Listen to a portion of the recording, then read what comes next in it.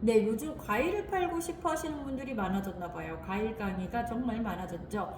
어떤 분들은 이렇게 얘기를 해요. 데이터만 긁으면 된다. 기존 데이터를 봐라. 잘 팔리는 상품을 찾아서 올리면 된다. AI가 썸네일과 상세 페이지를 1분 딸깍으로 만들어준다. 가격 맞추고 광고를 돌리면 된다. 맞는 말입니다. 저도 그렇게 하고 있어요. 물론 저는 광고까지 돌리지는 않습니다만 잘 팔리는 상품을 찾아서 상세 페이지 썸네일을 AI로 저도 만듭니다. 그리고 데이터 중요하죠. 기본이 되죠. 저도 폐쇄몰의 본부장으로 10여 년간 있었고 그 전에도 온라인 마케팅을 했던 사람으로서 당연히 온라인 판매에서 데이터가 중요 지표임을 부인하지는 않습니다. 그런데 왜 저는 가락시장에 거의 매일 나가는 걸까요? 집도 멀어서 조금만 막히면 2시간이 걸리는데 왜 가락시장을 갈까요? 초보분들도 한 달만 배우면 뚝딱 하고 할 수 있는 걸 왜 저는 시장을 갈까요? 네. 과일 장사는 데이터만으로 되는 일이 아니기 때문에 그렇습니다. 왜냐하면 과일은 오늘 맛있다고 내일도 맛있지 않습니다.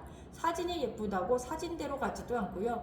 가격이 싸다고 해서 고객이 다시 나를 찾지도 않습니다. 나 대신 나보다 더 비싸게 파는 사람을 찾아가기도 하는 시장이 과일 시장입니다.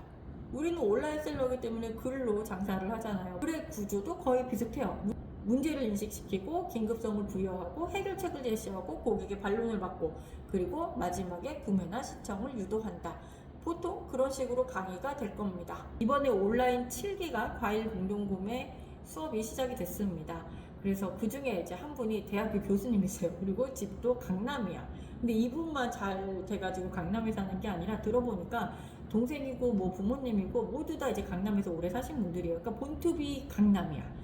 그리고 평생 대기업에 일을 했었고 큰 조직 중심으로 일을 하셨고 지금은 본인의 사업도 시스템이 잘 잡혀서 안정적으로 돌아가고 있어서 시간적 여유도 확보를 하신 분이세요. 그래서 저는 되게 궁금해서 그러면 도대체 이분이 뭐가 아쉬워서 시장을 들어올까? 기존 수강 대표님의 추천을 받고 저한테 이제 강의 신청을 하신 분이세요. 근데 가만히 생각을 해보니까 전에 과일 강의를 하기 전에 제가 폐쇄물 강의를 했었단 말이에요.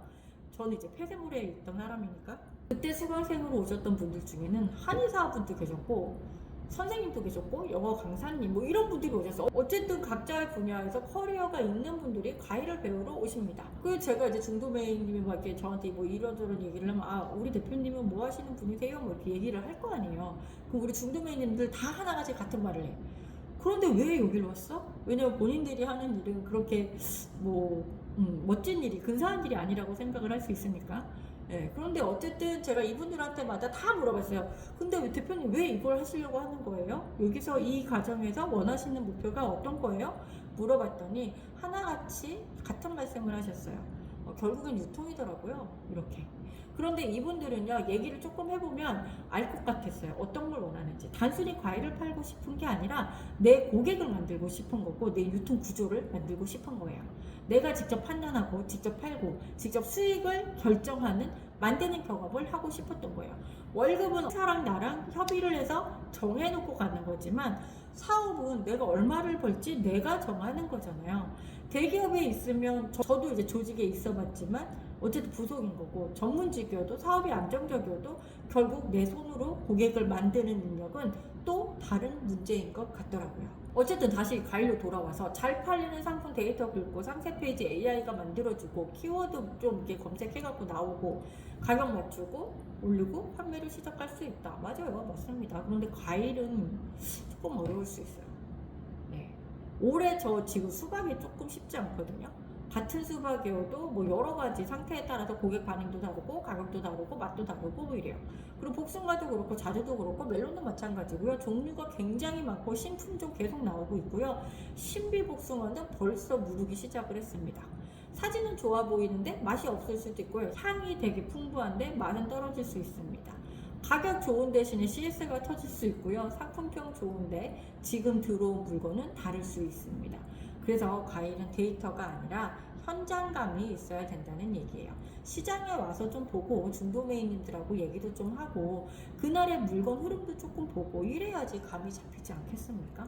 고객은 단순히 싼 과일을 사는 게 아니에요. 이 사람한테 사면 실패하지 않겠지 하는 신뢰를 사는 거고요. 지난번엔 맛있었으니까 이번에도 좀 괜찮겠지, 이번에도 사야겠다 하면서 경험을 기반으로 하고, 문제가 생겨도 이 사람은 책임져 주겠지라는 이 켜켜이 쌓여있는 신용으로 사업이 움직인다고 보시면 좋을 것 같습니다. 싸고 뭐 그냥저냥 괜찮은 상품을 보내는 것만으로도 되는 시기는 끝났다고 봐도 괜찮을 것 같아요. 언제나 새로운 상품이 나와야 되고요. 계속해서 이벤트가 진행이 돼야 돼요. 그래서 이런 어려운 점들이 있기 때문에 저는 처음부터 온라인 시장에다가 우리 대표님들을 밀어넣지 않습니다. 그래서 제가 우리 대표님들한테 계속 지속적으로 동일한 메시지를 보내는 게, 먼저 동네 먼저 부수고 그 다음에 그 신뢰를 바탕으로 우리 온라인에 한번 데뷔를 해보는 건 어떨까요? 일단 동네 싸움에서 장근육을 조금 키워보죠 라고 말씀을 드리고 있는 거죠. 과일 판매를 해보고 싶은데 아직도 망설이고 계시는 분들이 계시다면요, 전 이렇게 말씀드릴게요. 처음부터 상품 등록하지 마시고요, 데이터만 막 볼지 마세요. 텍스트로 과일을 공부하지 마세요. 가락시장에 와서 과일이 어떻게 들어오고 어떤 상품이 좋은 상품인지, 왜 같은 이름의 과일도 맛이 다른지, 실제로 팔리는 과일은 어떤 과일인지, 이 과일은 어느 정도 어느 기간 동안 팔 수 있는지, 이런 걸 좀 직접 보시는 게 좋습니다. 그래야 내가 팔 수 있는 상품과 팔면 안 되는 상품이 구분이 되거든요. 그래야 또 내가 고객한테 설명을 할 수 있을 거 아닙니까? 그죠? 데이터는 참고만 하시고요. 이제 여러분이 책임지는 장사를 해보시면 좋을 것 같습니다. 저는 지금 가락시장 실전 임장 투어를 진행을 하고 있어요. 과일 장사를 해보고 싶은데 어디서부터 시작해야 될지 모르시는 분들, 온라인 판매는 해봤는데 과일은 아직 어려우신 분들, 데이터는 볼 줄 알지만 실제 상품 보는 눈이 없는 분들, 아니면 진짜 제가 말씀드린 대로 우리 동네에서 먼저 장근육을 기르고 싶은 분들은 먼저 시장에 와보시면 좋을 것 같습니다. 고정 댓글로 링크를 달아 놓을게요. 링크 통해서 신청하시면 제가 가락시장에서 직접 보여드릴 거예요. 과일 장사는 책상 앞에서 퉁치는 게 아니라 시장 바닥에서 시작됩니다. 그 시장 바닥에서 기다리겠습니다.